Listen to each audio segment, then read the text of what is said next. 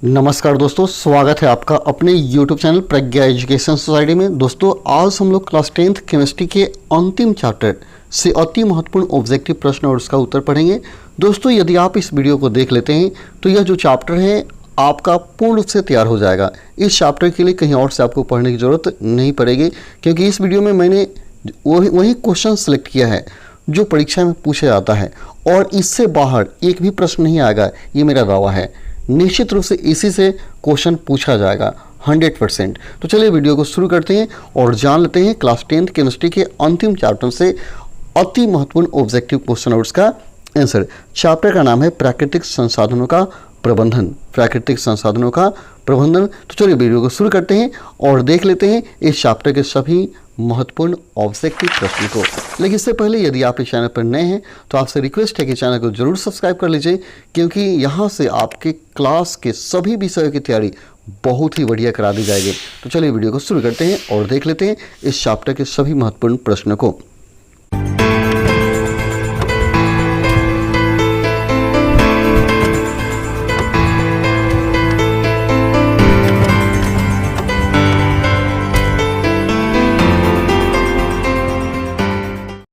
सबसे पहला प्रश्न है, प्राकृतिक संसाधनों का कैसा उपयोग होना चाहिए।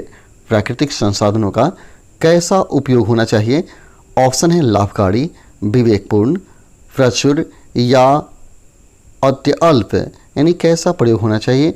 तो प्राकृतिक संसाधनों का विवेकपूर्ण उपयोग होना चाहिए। ऑप्शन नंबर बी आपका सही है। प्राकृतिक संसाधनों का विवेकपूर्ण उपयोग होना चाहिए। अगला क्वेश्चन दिया गया है, किन कारणों से प्राकृतिक संसाधन नष्ट हो रहे हैं। किन कारणों से प्राकृतिक संसाधन नष्ट हो रहे हैं। ऑप्शन दिया गया है शहरीकरण, प्रदूषण, ए और बी दोनों, या वृक्षारोपण, यानी किसके कारण प्राकृतिक संसाधन नष्ट हो रहा है। तो आपको पता होगा कि प्राकृतिक संसाधन विनाश का सबसे बड़ा कारण है शहरीकरण और बढ़ता हुआ या प्रदूषण। तो आपका ऑप्शन ए और बी दोनों सही है, नहीं ऑप्शन नंबर सी आपका सही हो जाएगा। ऑप्शन सी दोनों ठीक है। नेक्स्ट, संसाधनों के अविवेकपूर्ण दोहन से क्या होता है। संसाधनों के अविवेकपूर्ण दोहन से क्या होता है। ऑप्शन है संसाधन खत्म हो जाएंगे, संसाधन में वृद्धि होगी, संसाधन समान रहेगा, या इनमें से सभी। अगर हम अविवेकपूर्ण संसाधन का दुरुपयोग करेंगे तो निश्चित रूप से वो क्या हो जाएगा, खत्म हो जाएगा। तो ऑप्शन ए आपका सही हो जाएगा। ठीक है। नेक्स्ट है, निम्न में प्राकृतिक संसाधन है। निम्न में कौन प्राकृतिक संसाधन है। प्राकृतिक संसाधन कहने का मतलब है कौन गॉड द्वारा बनाया गया है। ठीक है। कोयला, वन जीव, वन, या ऊपर दिए गए सभी। तो इसमें सब के सब क्या है, गॉड द्वारा बनाए गए हैं। अतः आपका विकल्प डी सही है, उपरोक्त सभी। नेक्स्ट, हम संसाधन का प्रबंधन करते हैं क्योंकि। हम संसाधन का प्रबंधन करते हैं क्योंकि, यानी क्यों प्रबंधन किया जाता है संसाधन का, ये आपको बताना है। ऑप्शन है इसे लंबे समय तक उपयोग में लाया जा सके। दूसरा है संसाधन सीमित है इसलिए। तीसरा दिया है बढ़ती जनसंख्या को संसाधन उपलब्ध कराया जा सके। और चौथा है इनमें से सभी। तो यहाँ देखिए, हम संसाधन का प्रबंधन इसलिए करते हैं ताकि ये लंबे समय तक उपयोग किया जा सके। इसके बाद संसाधन सीमित है, इस कारण से ये भी रीज़न है क्योंकि संसाधन बहुत ज़्यादा नहीं है, ज़्यादा उपयोग करेंगे तो खत्म हो जाएंगे। इसका बढ़ती जनसंख्या को संसाधन उपलब्ध कराया जा सके, इसलिए इसको हम लिमिटेड उपयोग करते हैं। तो आपका ऑप्शन डी सही होगा, इनमें से सभी। ऑप्शन डी आपका सही हो जाएगा। ठीक है।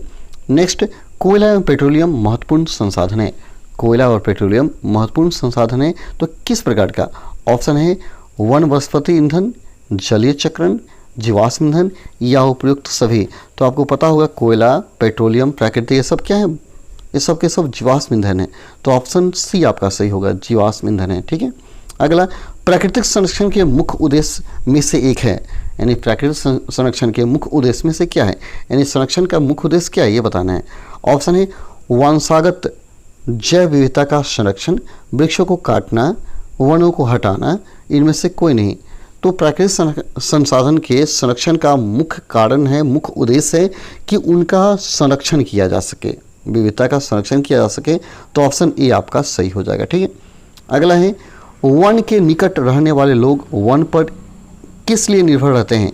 वन के निकट रहने वाले लोग वन पर किस लिए निर्भर रहते हैं। ऑप्शन है उन्हें ईंधन प्राप्त होती है, वन उनके कार्यस्थल हैं, या फल और पशुओं का चारा प्राप्त होता है, या इनमें से सभी। तो आपका ऑप्शन होगा डी, इनमें सभी के सभी सही है। यानी वन के निकट रहने वाले लोग वन पर इसलिए निर्भर रहते हैं क्योंकि वन से उनको ईंधन मिलता है, वन से वो लोग शिकार करते हैं और फल और पशुओं को इससे चारा प्राप्त होता है। ऑप्शन डी सही होगा। ठीक है। सरकार के प्रारंभिक वन प्रबंधन में क्या कमी है? सरकार के प्रारंभिक वन प्रबंधन में क्या कमी है? ऑप्शन है अस्थायी लोगों के ज्ञान और आवश्यकता की उपेक्षा की गई है। दूसरा है औषधि, फल इत्यादि के पौधों को काटा गया है। तीसरा सिर्फ टीक एवं यूक्लिड के वृक्षों का रोपण हुआ है। और चौथा इनमें से सभी। तो यहाँ सरकार के प्रारंभिक वन प्रबंधन में क्या कमी है, क्वेश्चन दिया गया था। तो कमी यही है कि स्थानीय लोगों के ज्ञान और आवश्यकता की उपेक्षा इसमें की गई है। दूसरा औषधि, फल इत्यादि के पौधों को काट दिया गया है। सिर्फ टीक एवं यूक्लिप्टस के वृक्षों का रोपण हुआ है, बिल्कुल सब सही है। तो आपका ऑप्शन डी सही है, इसमें सभी के सभी सही हैं। अगला, पर्यावरण बचाने के लिए 3 प्रकार के आड़ का उपयोग किया जाता है, इसका क्या मतलब है? यानी आप जानते हो पर्यावरण के रक्षा के लिए हम लोग RRR का प्रयोग करते हैं। तो इस RRR का मतलब क्या है? 3 आर का प्रयोग हम लोग करते हैं। आप लोग बहुत जगह सुने होंगे RRR, यानी पर्यावरण अगर बचाना है तो RRR करना होगा। यानी क्या करना होगा? तो प्रथम आर का मतलब होता है रिड्यूस, दूसरे आर का मतलब रिसाइकिल और तीसरा हो गया रीयूज़। रिड्यूस, रिसाइकिल और रीयूज़ मतलब क्या है? कम उपयोग, पुनः चक्रण और पुनः उपयोग। ऑप्शन डी सही होगा। ठीक है। रिड्यूस, रिसाइकल और रीयूज़। ठीक है, इसको याद रखेंगे, काफ़ी इंपॉर्टेंट क्वेश्चन है। निम्न में किनका प्रबंधन जरूरी है? किनका प्रबंधन जरूरी है बताना है। जल, मिट्टी, जंगल या सभी? तो याद रहे अगर प्रबंधन करते हैं तो सबका करना होगा क्योंकि सबका विनाश होते जा रहा है, जल का, मिट्टी का, जंगल का। तो आपका आंसर होगा डी, इनमें से सभी। वन संरक्षण किस समुदाय के धार्मिक अनुष्ठान का भाग है? वन संरक्षण किस समुदाय के धार्मिक अनुष्ठान का भाग है? ऑप्शन है उद्योगपतियों का, शहरी लोगों का, राजस्थान के विश्नोई समुदाय का या इनमें से सभी? तो यहाँ आप याद रखें वन संरक्षण जो है यह उद्योगपतियों के लिए भी है, शहरी लोगों का भी है और राजस्थान के विश्नोई समुदाय के लोगों का भी है। तो इसमें भी ऑप्शन डी आपका सही होगा। ठीक है। अगला, जीव संरक्षण हेतु सरकार ने इस पुरस्कार की व्यवस्था की है। जीव संरक्षण हेतु सरकार ने कौन सा पुरस्कार का व्यवस्था किया है ये बताना है। ऑप्शन है जीव संरक्षण पुरस्कार, दूसरा है अमृता देवी बिश्नोई के राष्ट्रीय पुरस्कार, तीसरा दिया गया है ए और बी दोनों और चौथा दिया इनमें से कोई नहीं। तो जीव संरक्षण के लिए जो सरकार है उसने बनाया है अमृता देवी बिश्नोई पुरस्कार, ऑप्शन बी। ठीक है, आपका बी सही है। अगला, गंगा सफाई योजना कब प्रारंभ हुई? गंगा सफाई योजना कब प्रारंभ हुई? ऑप्शन है 1986 में, 1984 में, 1982 में या 1985 में? तो आपका आंसर हो जाएगा ऑप्शन नंबर डी, 1985 में गंगा सफाई योजना की शुरुआत की गई थी।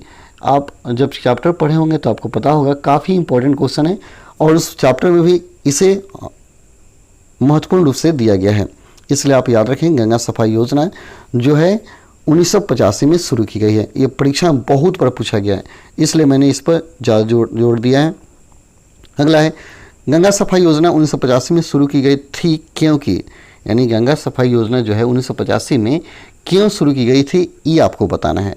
ऑप्शन है गंगा का जल सूखने लगा, नहीं, गंगा के जल की गुणवत्ता बहुत कम हो गई थी, गंगा का जल अति शुद्ध था, इनमें से कोई नहीं। तो गंगा सफाई योजना जो 1985 में शुरू की गई थी, इसका मेन कारण था कि गंगा का जल गंदा हो गया था, उसमें सारे कचरे फेंके जा रहे थे, इसलिए उसके गुणवत्ता कम हो गई थी। तो ऑप्शन बी आपका सही होगा। ठीक है, ऑप्शन बी आपका सही है, उसकी पानी की गुणवत्ता जो है कम हो गई थी। अगला है, पानी में कोलीफॉर्म जीवाणु की उपस्थिति का क्या दर्शाता है? पानी में कोलीफॉर्म जीवाणु की उपस्थिति क्या दर्शाता है, आपको ये बताना है। पानी में कोलीफॉर्म जीवाणु की उपस्थिति क्या दर्शाता है? ऑप्शन है पानी शुद्ध है, पानी पीने योग्य नहीं है, पानी संदूषित है या बी और सी दोनों? तो आपका आंसर होगा ऑप्शन डी, बी और सी दोनों। पानी में कोलीफॉर्म का मतलब यही हुआ कि पानी पीने योग्य नहीं है और पानी में संदूषित है, तो बी और सी दोनों, यानी ऑप्शन डी आपका सही हो जाएगा। अगला, कोलीफॉर्म द्वारा संदूषित पानी पीने से क्या होता है ये आपको बताना है। तो देखिए यहाँ ऑप्शन दिया गया है, हम स्वस्थ रह सकते हैं, हम बीमार हो सकते हैं, स्वास्थ्य पर कोई प्रभाव नहीं पड़ेगा, और डी इनमें से कोई नहीं।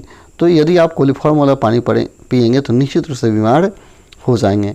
कोलिफॉर्म क्या है? एक प्रकार का प्रदूषण है। कोलिफॉर्म एक प्रकार का प्रदूषण है। अगर आप उसको लेते हैं, पीते हैं तो निश्चित रूप से क्या होगा कि आपको बीमारियां पकड़ लेगी।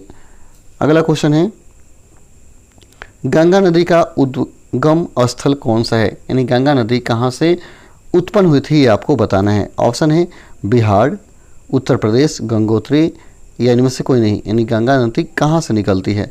तो आपने बहुत बार रटा होगा कि गंगा नदी गंगोत्री से निकलती है, जो कि ऑप्शन नंबर सी में दिया गया है। ठीक है। अगला, गंगा के प्रदूषण का कारण है, गंगा के प्रदूषण का मुख्य कारण क्या है, ये आपको बताना है। ऑप्शन है शहरों का कचरा, मृतकों की राख, उद्योगों का रासायनिक उत्सर्जन, इनमें से कोई नहीं, इनमें से सभी। तो देखिए गंगा का प्रदूषण का मेन कारण तो यही है, शहर का कचरा गंगा में ही फेंका जाता है। जो भी लोग मरते हैं उनके राख और सारे चीज़ उसमें फेंक दिए जाते हैं। इसका उद्योग से जो भी कचरे निकलते हैं गंगा में ही फेंका जाता है। तो सारे कारण हैं गंगा को कचरा करने का। ऑप्शन डी आपका सही है। हम जल का पीएच सरलता से कैसे ज्ञात कर सकते हैं? जल का पीएच आसानी से कैसे आप निकाल सकते हैं, ये आपको बताना है। ऑप्शन है कारखाना में, जटिल उपकरण द्वारा, सार्व सूचक द्वारा, या इनमें से कोई नहीं। तो सूचक द्वारा ही हम लोग पीएच आसानी से निकाल सकते हैं। ठीक है, सूचक द्वारा। आपको पता होगा कि सूचक क्या होता है? एक केमिकल होता है जो क्या करता है, जल में डालने पर बताता है कि वो अम्लीय है या क्षारीय। इससे उसके पीएच का मान आसानी से निकाला जा सकता है। ठीक है। अगला है, किन वस्तुओं का सर्वाधिक सावधानीपूर्वक उपयोग करके उन्हें बचाया जा सकता है? किसका सावधानीपूर्वक उपयोग करके बचाया जा सकता है? तो कोई भी वस्तु है यदि सावधानी से उपयोग करेंगे तो बचा सकते हैं। अब ऐसे ही फेंकते रहेंगे, बेकार का उपयोग करेंगे तो नष्ट होगा। ऑप्शन है पानी, बिजली, पेट्रोल, सभी। तो सबके सब इसमें होगा। सावधानी से उपयोग करेंगे तो बचेगा ही बचेगा। ठीक है। अगला, कांच और प्लास्टिक जैसी वस्तुओं के प्रदूषण से पर्यावरण को कैसे बचाया जा सकता है? कांच और प्लास्टिक जैसी वस्तुओं के प्रदूषण से पर्यावरण को कैसे बचाया जा सकता है? ऑप्शन है इन वस्तुओं का उपयोग न करके, इन वस्तुओं का पुनः चक्रण करके, इन वस्तुओं का पुनः उपयोग करके, या बी और सी दोनों। तो ऑप्शन डी आपका सही है, बी और सी दोनों। नेक्स्ट, जैव विविधता के विशिष्ट स्थल कौन है? जैव विविधता का विशिष्ट स्थल कौन सा, ये बताना है। ऑप्शन है शहर, गांव, वन, यानी में से कोई नहीं। तो जैव विविधता सबसे ज़्यादा कहाँ मिलेगा? वन में मिलेगा। तो ऑप्शन सी आपका सही हो जाएगा। ठीक है। नेक्स्ट, 1731 में अमृता देवी बिश्नोई ने अपना बलिदान क्यों दे दिया था? 1731 में अमृता देवी बिश्नोई ने अपना बलिदान क्यों दे दिया था? ऑप्शन है यूकलिप्टस के वृक्षों को बचाने हेतु, टीक के वृक्षों को बचाने हेतु, खेजड़ी वृक्षों को बचाने हेतु, इनमें से कोई नहीं। तो जो अमृता देवी बिश्नोई थी वह खेजड़ी के पौधों को बचाने के लिए अपनी जान दे दी थी। ऑप्शन सी आपका सही होगा। ठीक है। अगला, वनों का विनाश हो रहा है, वनों का विनाश क्यों हो रहा है, ये आपको बताना है। ऑप्शन है सड़कों के निर्माण से, औद्योगिक विकास से, बांध के निर्माण से, इनमें से सभी। तो वन के विनाश का मेन कारण क्या है कि सड़क बन रहा है, उद्योग बन रहा है, बांध बन रहा है, इन सब के सब सही है। ऑप्शन डी आपका सही है। ठीक है। अगला, चिपको आंदोलन किस स्थान पर आरंभ हुआ था? चिपको आंदोलन किस स्थान पर आरंभ हुआ था? ये भी काफ़ी अच्छा क्वेश्चन है, आप याद रखेंगे। असम में, राजस्थान में, गढ़वाल के रेनी गांव में, या इनमें से कोई नहीं। तो आपका आंसर हो जाएगा ऑप्शन नंबर सी, गढ़वाल के रेनी गांव में से ही शुरू हुआ था चिपको आंदोलन। ऑप्शन सी आपका सही हो जाएगा। अगला, चिपको आंदोलन क्या था? चिपको आंदोलन क्या था? ऑप्शन है सरकार की नीति, उद्योगपतियों की नीति, वृक्षों को बचाने के लिए स्थानीय लोगों का प्रयास, या इनमें से सभी। तो आपका आंसर होगा वृक्षों को बचाने के लिए स्थानीय लोगों का प्रयास था चिपको आंदोलन। अगला है, चिपको आंदोलन न हुआ होता तो क्या हो सकता था? चिपको आंदोलन न हुआ होता तो क्या हो सकता था? ऑप्शन है सरकार वन संरक्षण के सरल नियम बनाती, नए वृक्ष लगाए जाते, कई क्षेत्र हमेशा के लिए वृक्षहीन हो जाते, इनमें से कोई नहीं। तो आपका आंसर होगा सी, अनेक क्षेत्र वृक्षहीन हो जाते अगर यह आंदोलन नहीं चलाया जाता तो। अगला है, औराबाड़ी मिदनापुर के वन क्षेत्र में किस अधिकारी ने ग्रामीणों को वृक्षारोपण अभियान में शामिल किया था? यानी औराबाड़ी मिदनापुर के वन क्षेत्र में किस अधिकारी ने ग्रामीणों को वृक्षारोपण अभियान में शामिल किया था? ऑप्शन है ए के बनर्जी, सी के बनर्जी, जी के बनर्जी, इनमें से कोई नहीं। तो आपका आंसर होगा ए के बनर्जी ने ऐसा किया था। ऑप्शन ए आपका सही है। ठीक है, अगला, पश्चिम बंगाल के मिदनापुर के कितने क्षेत्र में मिसाल वृक्षों का संरक्षण किया गया है? नमस्कार दोस्तों, मिसाल वृक्षों का संरक्षण किया गया है। पश्चिम बंगाल के मिदनापुर के कितने क्षेत्र में मिसाल वृक्षों का संरक्षण किया गया है? ऑप्शन है हेक्टेयर में, 1275 हेक्टेयर में, या 1272 हेक्टेयर में। कितने? तो आपने चैप्टर पढ़ा होगा तो आपको याद होगा 1272 हेक्टेयर में पश्चिम बंगाल के मिदनापुर के क्षेत्र में मिसाल वृक्ष का संरक्षण किया गया है। अगला है भौम जल क्या है? भौम जल क्या है? ऑप्शन है डैम का जल, नलियों का जल, डैम का जल, डैम यानी क्या, बांध जो बनाया जाता है बिजली उत्पादन के लिए, डैम का जल, नलियों का जल, भू सतह के नीचे चट्टानों और मिट्टी के रंध्रों में पाए जाने वाला जल, या इनमें से कोई नहीं। तो यहाँ जो भौम जल है वो भूमि के नीचे जो जल पाया जाता है उसको ही बोलते हैं भू सतह के नीचे चट्टानों और मिट्टी के रंध्रों में पाया जाने वाला जल भौम जल कहलाता है। ठीक है, ऑप्शन सी सही है। लाखों वर्ष पहले जीवों की जय मात्रा के अपघटन से हमें क्या प्राप्त हुआ? लाखों वर्ष पहले जीवों की जय मात्रा के अपघटन से हमें क्या प्राप्त हुआ, ये बताना है आपको। आपने एक क्वेश्चन पढ़ा होगा कार्बनीकरण। कार्बनीकरण में क्या हुआ, उसमें बताया जाता है कि भूकंप और ज्वालामुखी के फटने के कारण पेड़ पौधे और जानवरों के अवशेष पृथ्वी तल के नीचे दब गए, जिससे उनका ऑक्सीकरण नहीं हो पाया। इस कारण से क्या हुआ, उनका रूपांतरण कोयले में और जीवाश्म में हो गया। इस क्रिया को कार्बनीकरण कहा गया। तो लाखों वर्ष पहले के जीवों की जय मात्रा के अपघटन से हमें प्राप्त हुआ था कोयला, पेट्रोलियम, प्राकृतिक गैस, ये सब प्राप्त हुए थे। ऑप्शन कौन सा इसमें दिया गया है आप देख लेंगे ध्यान से, कोयला, पेट्रोलियम। तो ऑप्शन नंबर डी सही होता है। आप याद रखें कोयला, पेट्रोलियम और प्राकृतिक गैस, ये तीनों है। ऑप्शन डी आपका सही होगा। ठीक है, अगला क्वेश्चन दिया है ऊर्जा के किन स्रोतों की भविष्य में समाप्त हो जाने की संभावना है? यानी कौन सा ऊर्जा भविष्य में समाप्त हो जाएगा, इसकी संभावना की जाती है। तो ऑप्शन आपका दिया गया है सूर्य, हरे पौधे, कोयला और पेट्रोलियम, इनमें से कोई नहीं। तो वह जीवाश्म ईंधन ही है जो समाप्त होने की कगार पर है। कोयला, पेट्रोलियम और प्राकृतिक गैस जो समाप्त होने की कगार पर है, यानी अनुमान लगाया जाता है कि भविष्य में खत्म हो जाएगा। कोयला और पेट्रोलियम में उपस्थित होता है, कोयला और पेट्रोलियम में क्या उपस्थित होता है ये आपको बताना है। तो यहाँ ऑप्शन दिया गया है कार्बन, हाइड्रोजन और नाइट्रोजन, सल्फर, या इनमें से सभी। तो कोयला और पेट्रोलियम में सब होता है, कार्बन होता है, हाइड्रोजन, नाइट्रोजन होता है और सल्फर भी होता है। तो ऑप्शन डी आपका सही हो जाएगा। अगला है कोयला एवं पेट्रोलियम के दहन से कौन सी विषैली गैस प्राप्त होती है?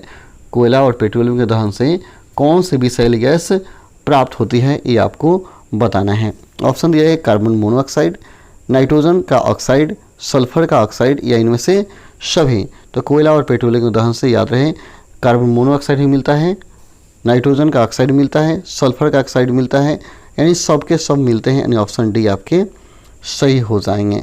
ठीक है, अगला क्वेश्चन देखते हैं। इनमें ग्रीन हाउस गैस कौन है? ग्रीन हाउस गैस कौन है? ऑप्शन दिए गए carbon monoxide, carbon dioxide, oxygen, इनमें से कोई नहीं।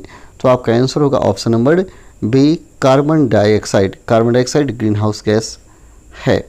ठीक है, अगला वायुमंडल में कार्बन डाइऑक्साइड वायुमंडल में कार्बन डाइऑक्साइड की अत्यधिक मात्रा के उत्पन्न वैश्विक ऊष्मन की प्रक्रिया कहलाती है। वायुमंडल में कार्बन डाइऑक्साइड की अधिक मात्रा से उत्पन्न वैश्विक ऊष्मन की प्रक्रिया क्या कहलाती है? ऑप्शन है ग्रीन हाउस प्रभाव, दहन, ऊर्जा प्रबंधन, इनमें से कोई नहीं।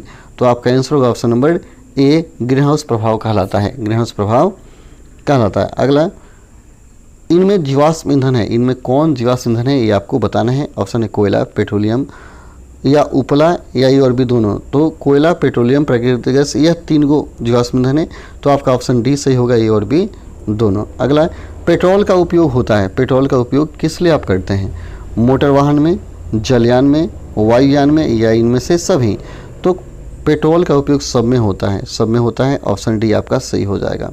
अगला अगर हम मोटर वाहन के स्थान पर पैदल या साइकिल का उपयोग करें तो, यदि हम मोटर वाहन के स्थान पर पैदल या साइकिल का उपयोग करें तो क्या होगा? ऑप्शन है पेट्रोल की खपत कम होगी, वातावरण में प्रदूषण का स्तर कम होगा, ए और बी दोनों, या इनमें से कोई नहीं। तो आपका आंसर होगा सी, ए और बी दोनों, ए और बी दोनों। अगला, निम्न में कौन जल संग्रह करने की पुरानी व्यवस्था है? कौन जल संग्रह करने की पुरानी व्यवस्था है, ये आपको बताना है। ऑप्शन दिया है खादिन, दूसरा है बंधारस या बंधिस, या इनमें से सभी।